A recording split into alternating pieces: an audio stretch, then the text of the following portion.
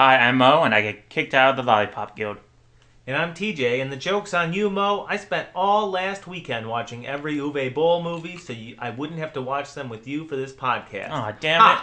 Those were the films I chose. Now I gotta do it all. You fool. I got you so good. Oh, I'll never get that time back, though. yeah, that's true. And this is... It's still new to us, damn it. Welcome to It's Soon to Us, damn it. I'm Mo, he's TJ, and we are here to watch every movie ever made to be impressive people at parties. Mm-hmm. Yes. And we're chewing on peppermint. Yeah, that's what that is. You love that noise, guys? It makes for really good podcasting. Because people love it when you eat on podcasts. Isn't there like a level of confidence that comes out? Isn't there like I think it's a Curb Your Enthusiasm where he finds that if he eats an apple on the phone, it gives him a sense of power during the phone call or something? Like it's like a devil may care look. Mm-hmm. Who knows? Either way, that'll be us once we've watched every goddamn movie ever. Yeah, it's true, made. Which once again is the mission of this That's whole the mission. project. Definitely. How are you today, Mo? I'm doing good. How are you today, DJ? I'm great, man. Yes. I'm ready to put a bow on our last season of movies and preview the next. Yeah. This is the mini-sode. The mini-sode of rankings and new movies out for season 4. That's right. That's right. As a reminder, Mo's 3 films for this segment were... go ahead and just remind me. Was Moonlight, it was Maplethorpe, and United Passion. And what was the criteria again? We don't always do criteria, but you did. Yeah, it was the best movie of the 2010s, the most movie of the 2010s, and then the worst movie of the 2010s. All right, we'll see how they ranked out for us in a moment. My 3 movies, I chose at random 3 different David Lynch movies. They were Dune from 1984, Wild at Heart, and The Elephant Man. Ooh. Yeah. So, I guess without any further ado, we can get started in the rankings. I think so, unless you want to... Well, no, we got to work on a... I want to say badger, but that's not it. Banter. That's the word I'm like for. No, I'm proud of my badger. I don't need to work on my badger anymore. Banter for sure, though. I can't keep a conversation for shit. Exactly. No. But that's okay. This is the mini-sode. It's mini-sode. We'll have better banter next time. Yeah. Don't sweat it. That's true. Okay, so this is the mini-sode. I think people are getting more annoyed that I'm chewing a peppermint candy right now. We can take a quick break and get rid of these peppermint candies. No, it's staying in. You want to transition to a jawbreaker. Yeah. Yeah. That's true. All right, let's get into it, I guess. Let's do it, yeah. All rankings for season 3 of... Yes. It's Still New to Us, damn it. I almost forgot the title of the show. That's a good... I'm glad we're proud of our product. Yeah, I'm really glad. We always forget everything. What the hell is this thing called? What is it called? What's a podcast? What are we doing? I don't know. Okay, what is anybody doing? It's a real existential crisis. So how do you want to do this? You want to go like 6 for 6? Like I say 6, you say 6? Yeah, okay. Absolutely. So yeah, we're going to go to 6 all the way down to our favorite. This is the ranking of these 6 movies we mentioned. Yeah. We will take turns. Mo, what did you have as your 6th in this list? My 6th pick. The number 6 pick in the 2023 NBA draft. No. My 6 is United Passion. United Passion. Yes. Why? It's definitely the worst movie we've ever seen on the show. It was just so void of anything, of like heart, soul, comedy, drama. It was just bad. It was just a nothingness. It was a puffball that just blew in the wind a little bit. Sure. Yeah. It was a propaganda piece to try to make FIFA look good during a time where it's terrible. And I hated it. All the acting was bad. Nobody tried at all, except for the main guy, maybe. And, it was terrible. There was nothing to take out of it, even. There wasn't, like, a funny part or, like, the insanity of it all, from Jack and Jill or any of those terrible movies in the 2010s. There was nothing. It was just, bleh. I think that's very well put. Yeah. My number 6 is United Passion. Woo! Yes. We matched. This is a straight up propaganda piece. Yeah. And it's the only amusing thing about this movie, the only remarkable thing about this movie, is that it came out at the worst possible time while FIFA was entrenched in just the most hilariously over the top corruption charges, or a corruption case. Against it. Yeah, so wait, this was released during it, right? Like, right during Actually, it? maybe just right before it. But regardless, it was such a bad look that you've got Tim Roth and Sam Neill here portraying heroes of FIFA, while the real-life counterparts were, very openly corrupt and about to pay a huge price for that. I wonder if we get that much hate, if that scandal didn't happen. Because I'm like, this movie's terrible, and it probably would have been terrible even if the scandal didn't happen. But it wouldn't have had the notoriety it has now since it came out. Exactly like that. And I think honestly it would have been even worse because now there's nothing amusing about it. Yeah. That's the only amusing thing about this movie is watching it against the context of the real world people that it portrays. Mm-hmm. You're right. I mean, Sam Neill and Tim Roth are good actors. They don't show up in this movie. Yeah. And I'm sure that they probably they did this movie for a quick paycheck. That's it. This movie sucked. Just awful. Just awful. And I haven't seen every movie of the 2010s yet. Yeah. But I could see this being the worst. Mm-hmm. Very bad movie. Okay. All right, what'd you have at 5? Number 5 overall pick, which is the Detroit Pistons pick. Damn it. We're dating this now. We have not dated this episode. Is Maplethorpe. Maplethorpe.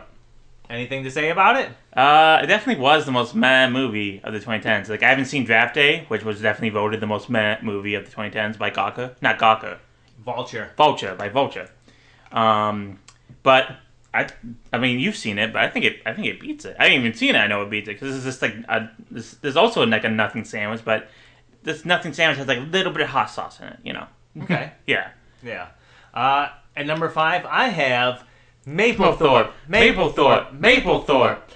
It's a slightly informative movie, I guess. I didn't know who Robert Mapplethorpe was, so at least I left the movie knowing who he was.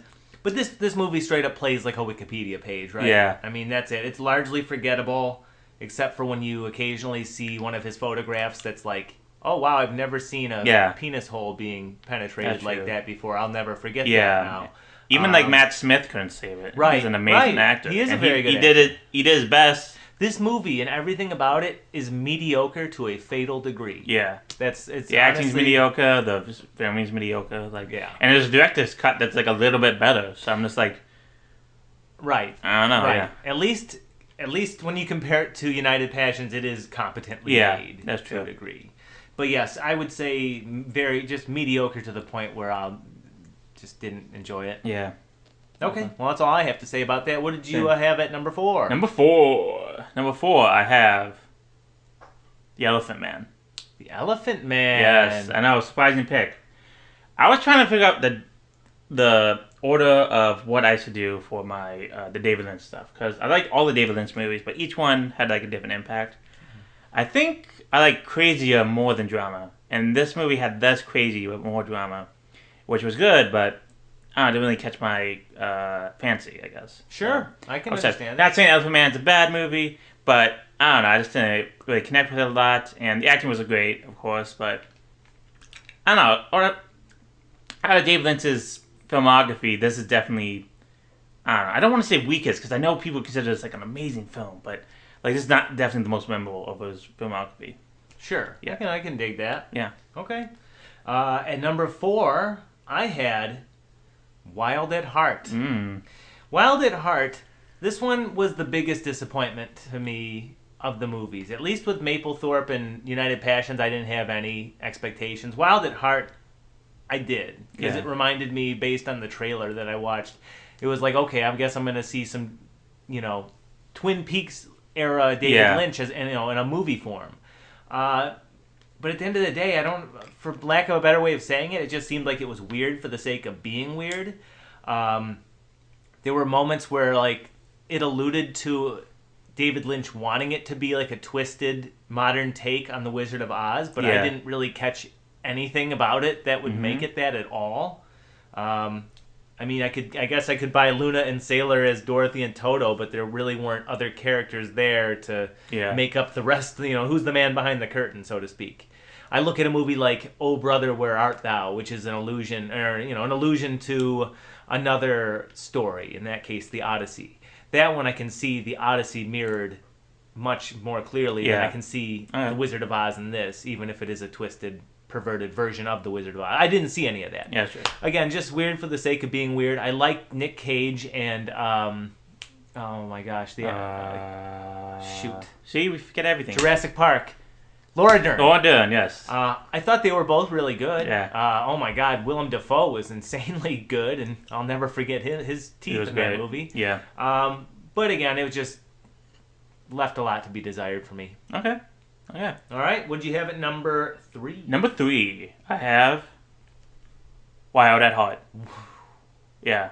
All right. All right. Like I said before, I like crazier more than normalness, and I don't know. It's just like if I had a choice between Elephant Man and Wild at Heart, I guess I would choose Wild at Heart because I don't know, I find it kind of more entertaining than Elephant Man. Of course, it's my choice. I always chose like comedy more than drama, always. And even though Wild at Heart's not a comedy, it's still more outrageous and batshit insane that I would watch it more than I would Elephant Man. And of course, you said before, the performances of Nicolas Cage and Laura Dern were great. You know, even though it makes no sense most of the time, it's just there for insanity's sake. Like, I love the David Lynch of it more because it definitely feels more of a David Lynch film than the Elephant Man. Yeah, 100%. 100%. Okay. At number 3, I had The Elephant Man. Ooh. Yes. So we had a flip-flop there. A functionally very good film. You know, a technical level, very good film. But it didn't say anything profound, really. It didn't. It was kind of like Maplethorpe. I'm sorry. It was kind of like Maplethorpe. In the way that it plays more or less like a straight wiki page. Yeah. Of like, you know, Joseph Merrick or John Merrick as they call him in the movie for whatever reason. Mm-hmm. It doesn't seem to be anything allegorical or any kind of like way to tie it to modern society. You know, like, and while I can totally understand why you would have these two flipped the way you do, because at the end of the day, probably watching Nick Cage be his crazy self, I can see that being more appealing than watching a poor man with horrible disfigurement being like bullied and beaten for 2 hours. So I understand. You know, I will say real quick before we get on to number 2, what disappointed me most about those two movies, Wild at Heart and Elephant Man, is that how do you have a David Lynch product with no Red Buttons MVP? In other words, hell, none of these movies so far have. Maybe none of them in the whole damn season. But you didn't have that one performance that was just like stand out in all the offbeat ways, right? Yeah. You know, I'm disappointed. True. We have not had a lot of Red Buttons MVP. That's mostly because I forget, but still. No, but it's not something that you want to arbitrarily award to every movie. That's it's something that has to be earned organically. All right. Number 2. Number 2 is Dune. Dune. Okay. Yes. Okay, now we're cooking. Definitely.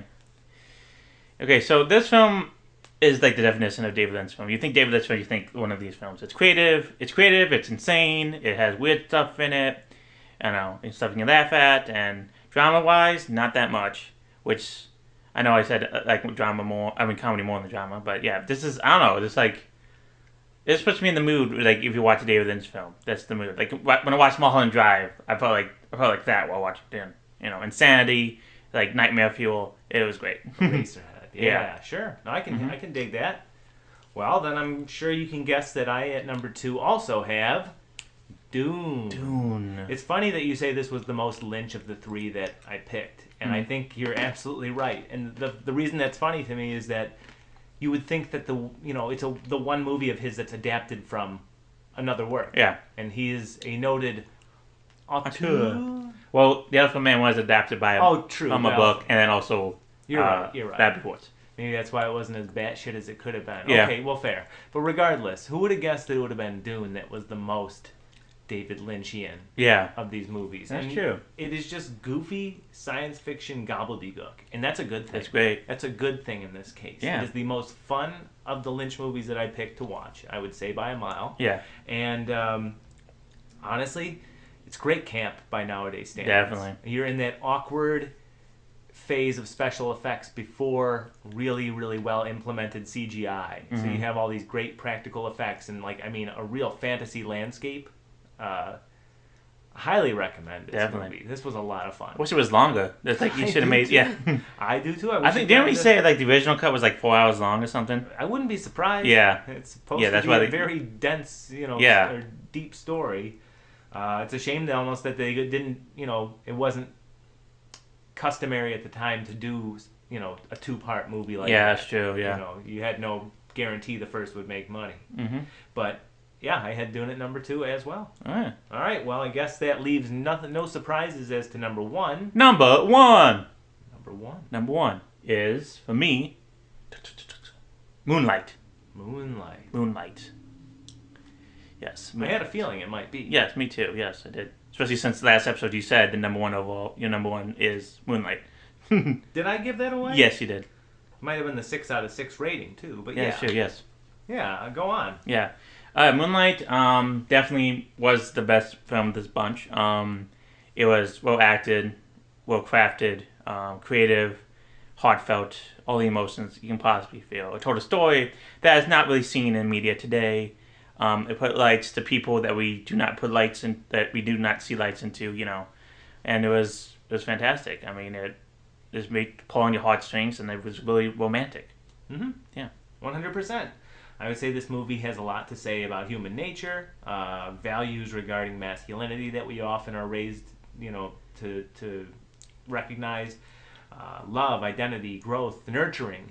Even if you're not, can't relate 100% with the main character in this movie, yes. Everybody has had some moment in their life when they feel like the butt of the ridicule for something. Yeah, the outsider, the guy correct. who... That they didn't, for something that they didn't intend. Yeah. You know what I mean? Mm-hmm. It was completely not brought on, completely unprovoked.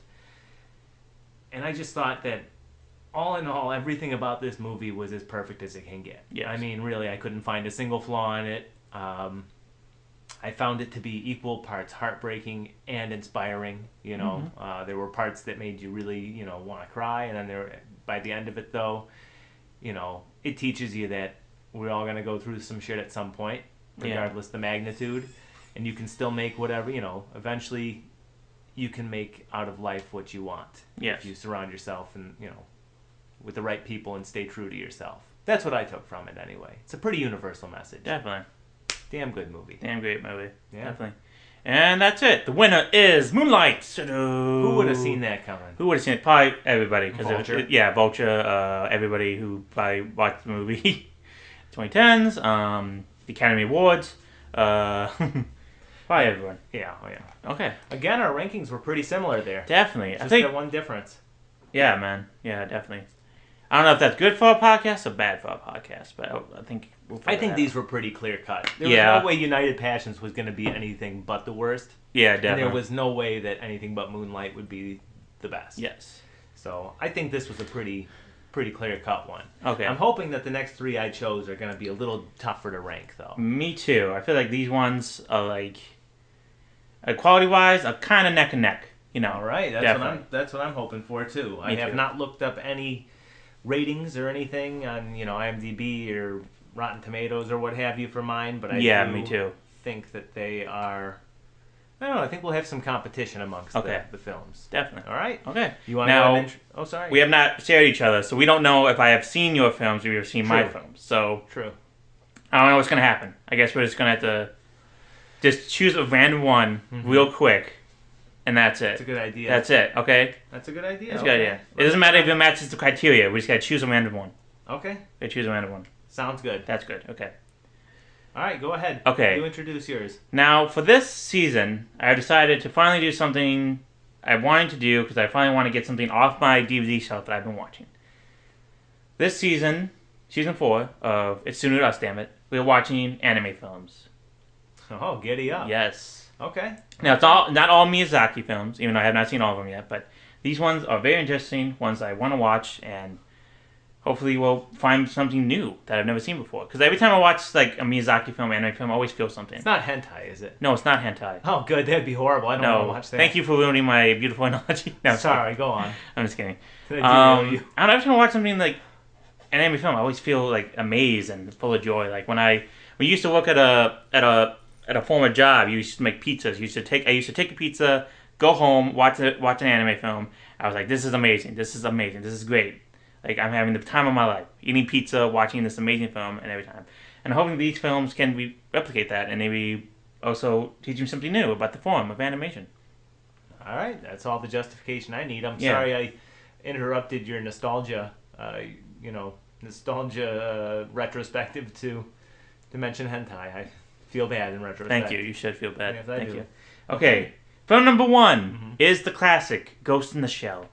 I have not seen it. 1990 release. You've never seen it? I've never seen Ghost in the Shell. I've owned it for like 2 years.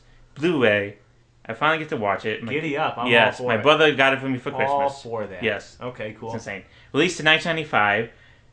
Also, all these names in Japanese. If I butcher them, I am very sorry. But directed by Mamoru Oshii, Mamoru Oshii. Very famous director.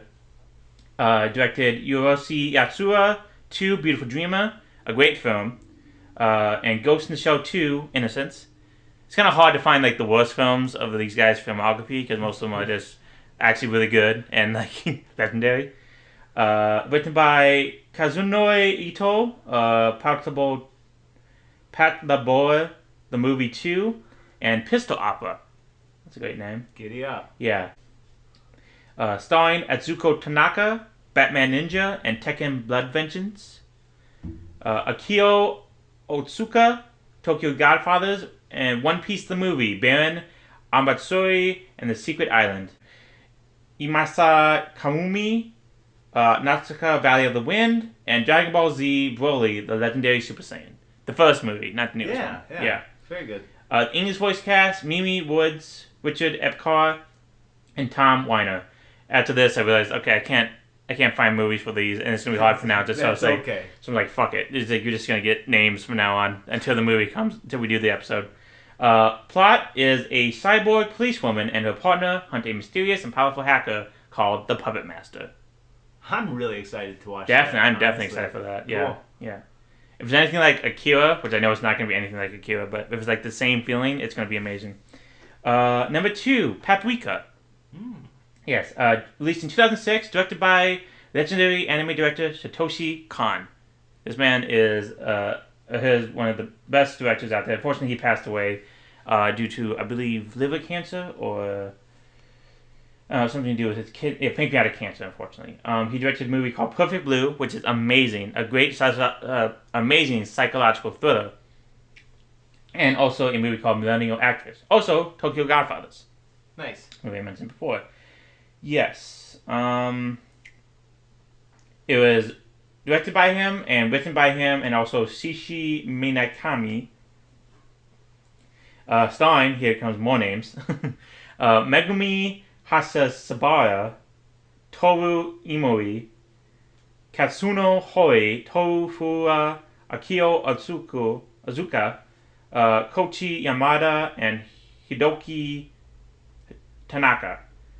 Doing great. Yeah, well done. I'm doing great. Just go. You gotta get confidence. You just gotta say the names with confidence, and hopefully they're right. English voice cast: Cindy Robinson, Yuri Lowenthal, Michael Force, David Lodge, Paul St. Pepper, and Doug Erholtz. Hey, you do them more respect trying your best to pronounce the name than skipping over them. That's true. Don't you sweat it. That's true. Plot. When a machine that allows therapists to enter their patients' dreams is stolen, all hell breaks loose. Only a young female therapist, Paprika, can stop it. Ooh. Yes. Now, this movie is supposed to be batshit insane, so this is going to be amazing. I'm excited. I think it's still on Criterion. I am not sure. If not, I'll find another way to watch it. And the third one, which is the newest one, released in 2016, I believe, is called Your Name. And this one is well known because it's like the most popular movie in Japan that's ever been made. Like it's number 1 ranked overall. It's insane. It's directed by Makoto Shinkai and written by Makoto Shinkai, starring Unusuke Kamaki and Mon Kamosashi. English voice cast: Michael Shenton Class and Stephanie Shaw. Right on. Okay. Plot. 2 teenagers share a profound magical connection upon discovering they are swapping bodies. Things manage to become even more complicated when the boy and the girl decide to meet in person. Okay, so this is the newest one of them, and this is like the newest masterpiece. And this guy Makoto Shinkai is very well known now. He's now up there with like the newest with some of the newest directors in anime as being amazing. He directed Withering You, Suzumi, which is the new anime out on Netflix right now. And was he also involved with a silent voice, or was that something else? No, that was somebody else. Yes, but he's very well known now in the anime community. So I'm really excited to see these movies and hopefully explore you to more anime. Yeah. So that would be fun, and hopefully we have like a lot of fun. Yeah, anime is one of those ones, like I've seen the basic bitch ones. Yeah. I've never seen, I don't think I really ever seen anime product that I've not liked. Yeah. It's just something oddly enough that I rarely ever seek out. That's true. And I don't know why that is. Like, I'd love to start One Piece, but at the same time, I feel like I know myself, and if there's no end in sight, eventually I'll get sidetracked. There's an end soon. It's coming. We just gotta wait maybe 4 more years. Maybe 4. Maybe. I guess in the grand scheme, Yeah. that is a short time period for One Piece. It's Definitely. been going on for how long? Since 1997, so That's incredible, yeah. man. And you told me about how the industry, how quickly they pump stuff out, and like under what conditions. That's incredible. Yeah. That Also is very wild. terrifying. It shouldn't happen. Oh no, it sounds Yeah, sounds rough. no, yeah. Sounds very rough. Definitely. Okay, so those are my 3 movies. Now, TJ, what are your 3 movies? So I think I hinted at this last week. My 3 movies fall under a similar director, same director rather. I think I brought this up, and I wasn't sure if you mentioned that you'd seen any. I haven't seen any of this individual's movies, but he is so legendary that I cannot ignore him any longer. I chose 3 Billy Wilder movies. Ooh. Have you seen any Billy Wilder Yes, movies? I've seen Stag 17. Mm-hmm. I've seen like other ones. If you name them, I can probably say I've seen them. I haven't seen Ace in the Hole. Okay. I started watching it, but I gave up on it, so that doesn't count. Okay. I've seen some. Maybe his most famous one I've seen. Yes, but why don't you name them out, and I'll see if I've seen them or not. All right. First one is Double Indemnity. Seen that one. You son of a bitch. That was the one I was most excited for. I know. I Oh saw it my in film goodness. class. You gotta choose another one. This is a random one. Sunset Boulevard. Seen it. Okay. The Emperor Waltz. I have not seen that one. No. Damn you. I was so excited for that. Yeah. Have you seen... Okay, we'll go with The Emperor Waltz. Okay, That's The fine. Emperor Waltz. All right, from 1948. Oh my god, it's a musical. Oh, Billy Wilder musical. Starring Bing Crosby and Joan Fontaine. What? Yeah. You get the Bing Man? We do get the Bing Man. The Bing yes. Man. Yeah, we get the Bing Man.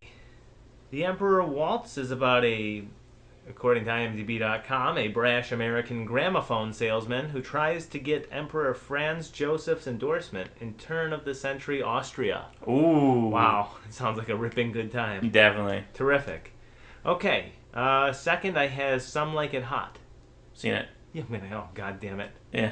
Oh my god. all my good plans. It's all gone to shit. Have you seen The Private Life of Sherlock Holmes? No. Okay, good. I was about to throw this fucking tablet. Okay. Well, that'll be my second one then. Okay. The Private Life of Sherlock Holmes from 1970. It's an adventure comedy, I guess. Oh, Late Billy. Yes, Late Ooh, Billy. Late Billy.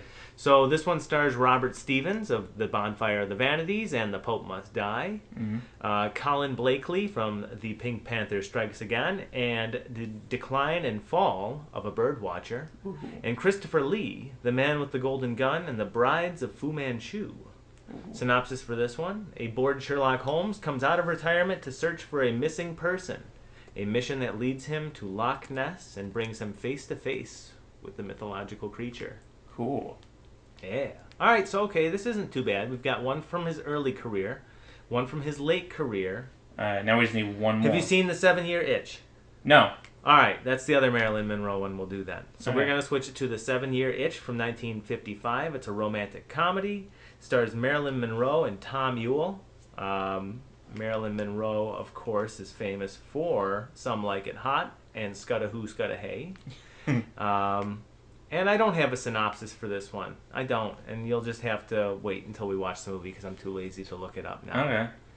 Damn it, I should have ran those ones by you. I know.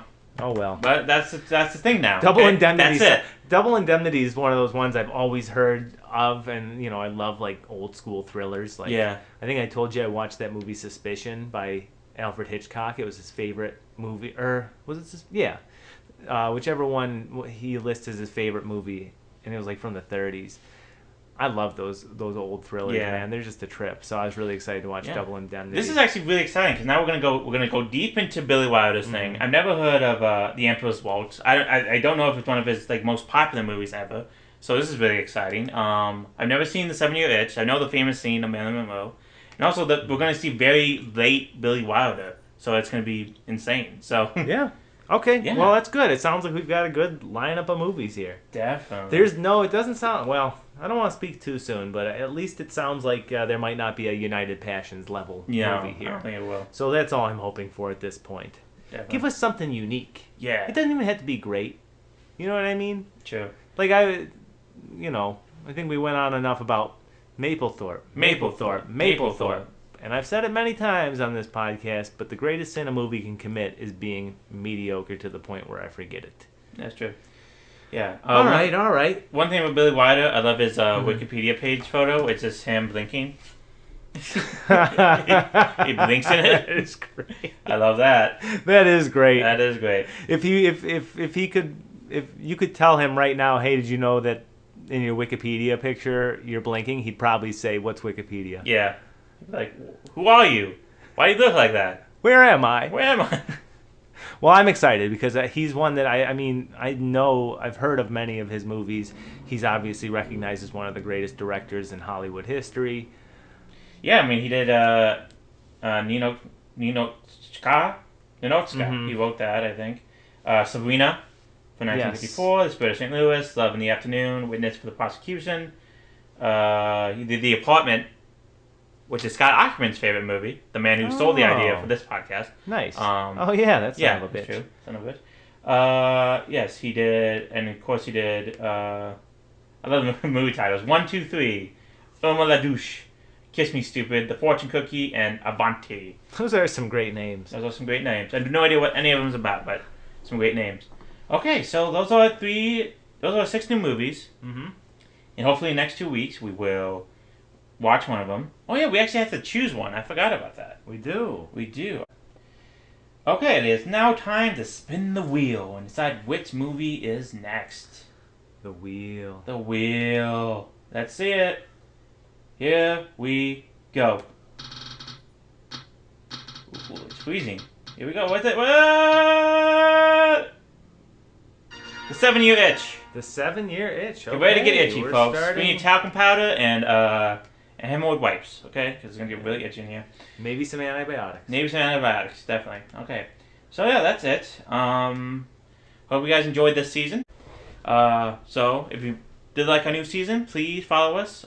Please like us. Subscribe to us. Do whatever you need to do to follow this show. And if you didn't like it, go kick rocks, Jeremy. Yeah, Jeremy. You punk. Yeah. We're on YouTube. We're on SoundCloud. We're on Spotify. Hopefully more soon that I don't have to pay for it. We have a Twitter page, @it_dammit. We have a Facebook page called It's Still New to Us. We can't say damn it on Facebook, I guess, because I guess they hate swear words now, which is insane. You can spread all the disinformation. Yeah, all disinformation, bullying, that's fine. Swearing, no. Bad. Yeah, and, connect with us. Talk to us. If we suck, we suck. Say something. We want to hear from you guys. So please do something. We're not easily offended. We're not. No, we're not. Yeah, and so that's the whole spiel. So thank you again for listening. And I'm Mo, and I am now the leader of the Lollipop Guild. And I'm TJ, and I hate Uwe Boll with a burning passion. Damn right. Okay, see you, everybody. Let's have Robert Mitchum play us out. Adios. Peace.